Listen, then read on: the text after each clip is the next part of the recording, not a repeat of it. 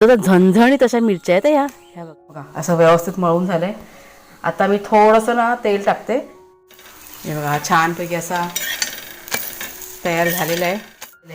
ह्या दह्यामध्ये ना थोडंसं हलकंसं म्हणजे आता गावी आल्यापासून नाही, पूर्वीपासून मुंबईपासून सवय आहे ना ती.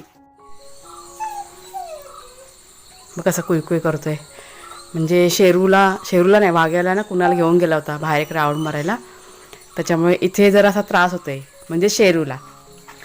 हां बघा कुणा ह्याला पण घेऊन जा एक राऊंड मारायला. तो सकाळपासून तो हा खेळतोच आहे आणि ह्याला म्हटलं आज रानात सोडलेले नाही, पण किती ह्याला त्रास होतोय. ह्याला पण घेऊन जा जरा एक राऊंड मारून आण. हां तो बघा किती खुश आहे वाघ्या. खुश झाला कुई कुई कुई नुसतं सगळं सारखं चालू होतं. हा तुला पण नेणार दादा, तुला पण नेणार तुला दादा. हा नेणार ह्याची दादागिरी असते सगळ्यांकडे. नमस्कार मित्रमैत्रिणींनो, मी प्रिया पवार आणि खूप खूप स्वागत करते साधा स्वयंपाक या आपल्या चॅनलमध्ये. सकाळची वेळ आहे आणि नाश्ता माझा अजून बनवायचा बाकी आहे. म्हणजे काय करावं काय सुचत नव्हतं. तर घरामध्ये आपल्याकडे ना मुळ्याची भाजी आहे, ते मुळा आहे. मी तर मुळ्याचे पराठे पटकन बनवते आणि रेसिपी झटपट तुमच्याशी शेअर करते. म्हणजे कधी कधी बघा काही सुचत नाही ना, म्हणजे आयत्या वेळेस सुचलेली ही रेसिपी आहे. म्हटलं चला म्हणलं पटकन होतील पण आणि हेल्दीसुद्धा आहे. एक 2-4 वस्तू मला ना हव्यात म्हणून मी बाहेर आता आलेली आहे. बाहेरचं वातावरण तुम्ही बघताय, ढगाळ वातावरण आहे. म्हणजे सकाळी एक सर पडून गेले पावसाची, एकदम बारीक बारीक पडला होता पाऊस, जास्त असं काही नाही. आणि ऊन पण होतं, त्याच्यामुळे वातावरण म्हणजे उन्हाळी पावसाळी असं दोन्ही वातावरण आहे. चला 2-4 वस्तू काढून घेऊया. आणि हा बघा आता हा शेरूला घेऊन चालला आहे. छान जरा एक बाहेर राऊंड मारला का बरं वाटतं. तर रेसिपीसाठी की नाही मला मिरच्या हव्यात. आणि हे बघा हे आपलं मिरचीचं रोप जे आपोआप रुजलेलं आहे बेसिनच्या इथे, हा बघा पाईप दिसतो बेसिनचा, तर इथे अशा भरपूर आहे ना मिरच्या लागलेल्या आहेत. आणि ह्या मिरच्या मी अजून काढल्या नाहीत, कारण आहे ना ह्या तिखट मिरच्या आहेत आणि जर अशा लाल म्हणजे झाल्यानंतर ते मी काढणार आहे. म्हणजे मच्छीसाठी वगैरे ना उपयोगी पडतील, कारण आपल्याकडे सुक्या मिरच्या आहेत ना संपलेल्या आहेत, त्याच्यामुळे मी अजून काढलेल्या नाही आहेत. तर एक 2-3 फक्त काढून घेते मी. अशा एकदम तर झणझणीत अशा मिरच्या आहेत ह्या बघा. बस झालं, 2 पण भरपूर होतील. जास्त तिखट पण नको, कारण मुळा पण बघा तिखट असतो ना. तर हे बघा पराठ्यासाठी आपल्याला हवा आहे मुळा. आणि ह्या मुळ्याची साल आहे ना वरची मी हलकी हलकी ना काढून घेतली. तर मला दिसतंय हे बघा थोडंसं काळं काळं वाटतंय. मी धुवून घेतला तरी पण ते जात नाही आहे. आणि हा शेतातला ताजा मुळा आहे, त्याच्यामुळे वरचेवर असं काढून घेते साल पण अशी जास्त अशी खरडवून नाही काढायची, कारण सालीमध्ये पण चांगले असे म्हणजे पौष्टिक घटक असतात, त्याच्यामुळे वरचेवरच. हे बघा आता ही साईडला करते.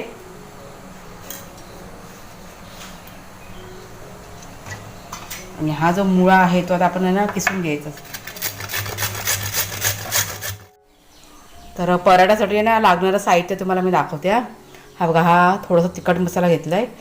इथे दिसतंय की नाही काय माहीत नाही, थोडंसं हिंग आहे ते कलर सेम होतो आहे.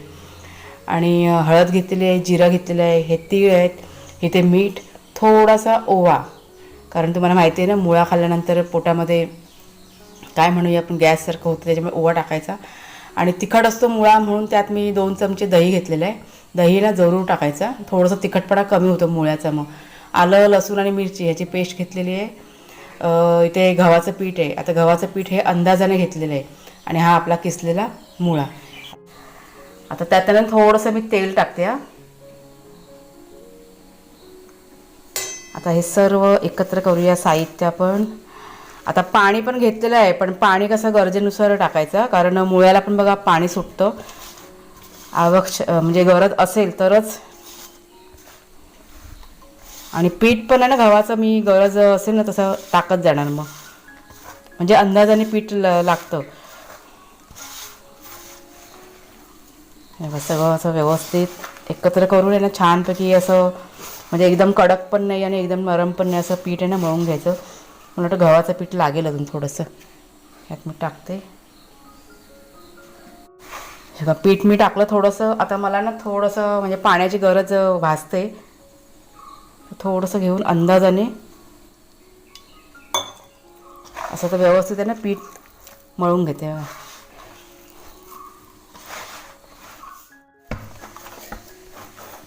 हे बघा पीठ ना आपलं असं बघा असं व्यवस्थित मळून झालं आहे.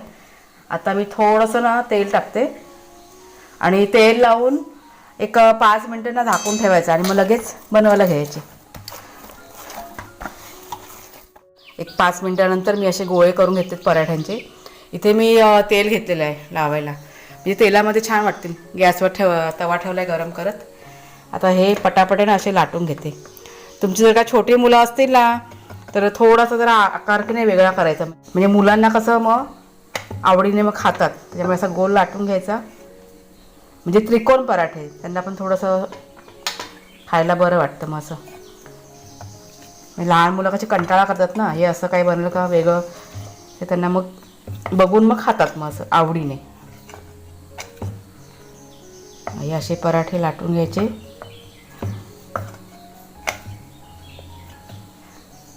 थोडेसे जाड ठेवायचे, म्हणजे एकदम पातळ पण नाही करायचे. मग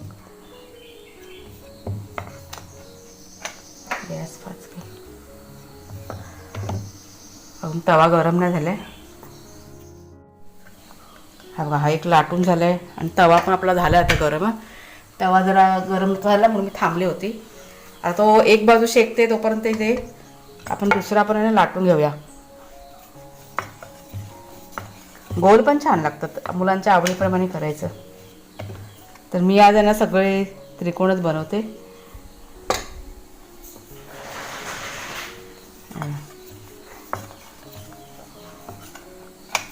आणि हे बघा इथे आता एक बाजू शेकलेली आहे. आत्ता साईडनी इथे आपण तेल टाकूया. आपण जे भरलेले पराठे करतो ना, म्हणजे स्टफ परोठा असतात ना, ते घी टाकले की छान लागतात. म्हणजे असे साधे सिंपल जे पराठे असतात ना, जे डायरेक्ट पिठामध्ये आपण मिक्स करून बनवतो, ते तेलामध्ये केलेले चांगले वाटतात खायला. असं म्हणजे एक अनुभव म्हणून मी तुम्हाला सांगते. पण आपल्या आवडीवरती पण आहे. तुम्हाला जर का घी तूप आवडत असेल तर ते टाका, पण तेलामध्ये पण छान बनतात. आता हे चांगले असे खरपूस आहे ना भाजून घेते आणि जोडीला आपण लाटून घ्यायचं.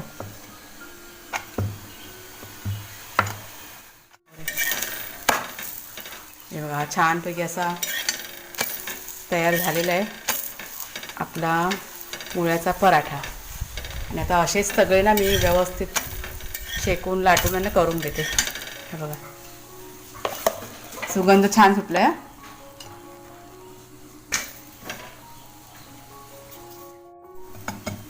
तर हे बघा हे त्रिकोणवाले ना माझे बनून झालेत अर्धे, आणि आता मी हे गोलवाले बनवायला सुरुवात केलेली आहे.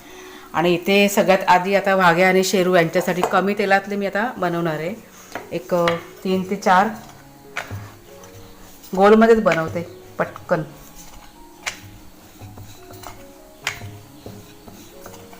लाटायला पण बघा एकदम इझी वाटतं. असं अजिबात नाही आहे की लाटायला वगैरे भारी पडतात, काही नाही, एकदम आरामात लाटले जातात.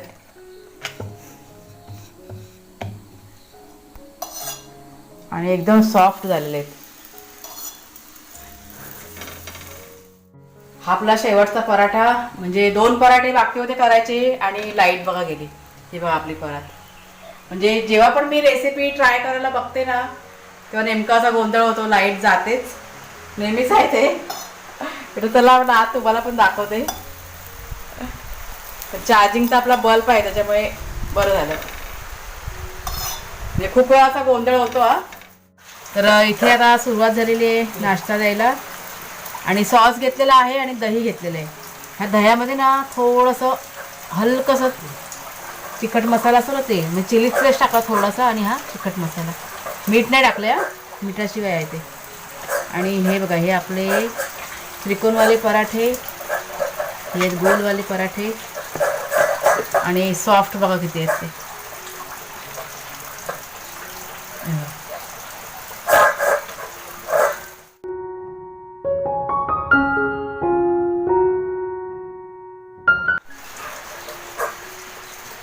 आणि वाघ्या शेरू दोघं जण खाऊन झालेले आहेत. सगळ्यात पहिला आधी ह्या दोघांना दिलं होतं. म्हणजे शेरू खाऊन आहे ना बसलाय आता पुन्हा इथे कुणालच्या बाजूला. म्हणजे हां कसे झाले चवीला टेस्ट विचारूया आता. नाही म्हणजे जे तिखट कसे लागतात काय मुळ्याचे आहेत ना. मुळ्या बघा तिखट असतो ना. दही टाकलं ना कुणाला दह्याबरोबर खाऊन बघ कसे लागतात. मुली के पराठे हां लोणच्यावर पण छान लागलं. काही जण लोणच्यावर हां दही आंबट आहे ना. त्याला आवडत नाही दही खायला. अच्छा हां दही त्याला आवडत नाही हा म्हणून बोलतोय तसा तो. दही फक्त साखर टाकून आवडतो ना आम्हाला. गोड असेल तरच लस्सीसारखं. हां म्हणजे शेरू आणि वाघाने पटापट खाल्लेले आहेत. म्हणजे याचा अर्थ तुम्ही समजून जा. खूप छान झालेत चवीला. आणि बाहेर की नाही पाऊस पण पडतोय. हा बघा बारीक बारीक पाऊस चालू झालेला आहे. म्हणजे वातावरण एकदम छान झालेलं आहे आता.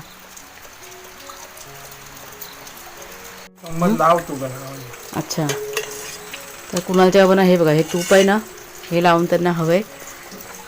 हे चांगले लागतात वरती. डायरेक्ट तुपामध्ये बुडून मग खाऊ खूप भारी लागतात चवीला. हां ना हे असे आमच्याकडे खाल्ले जातात हा. म्हणजे आता गावी आल्यापासून नाही पूर्वीपासून मुंबईपासून सवय आहे ना ती. हां त्यामुळे खरोखर चवीला चांगले झालेत ना. छान झाले. तुपाची चव भारी असते माहिती आहे का.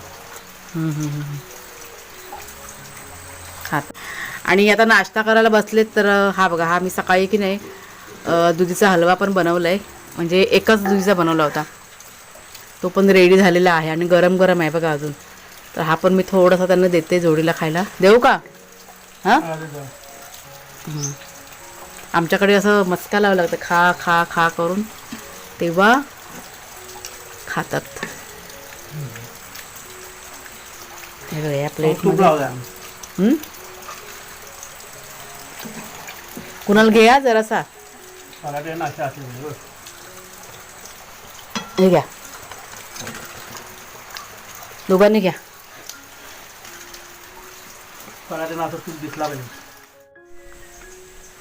तर सकाळी व्हिडिओला सुरुवात केली आणि आता एंडिंग करता करता संध्याकाळ होत आलेली आहे. आणि इथे आपलं जे पारिजातकाचं झाड आहे ते तुम्हाला मी चटकन दाखवते.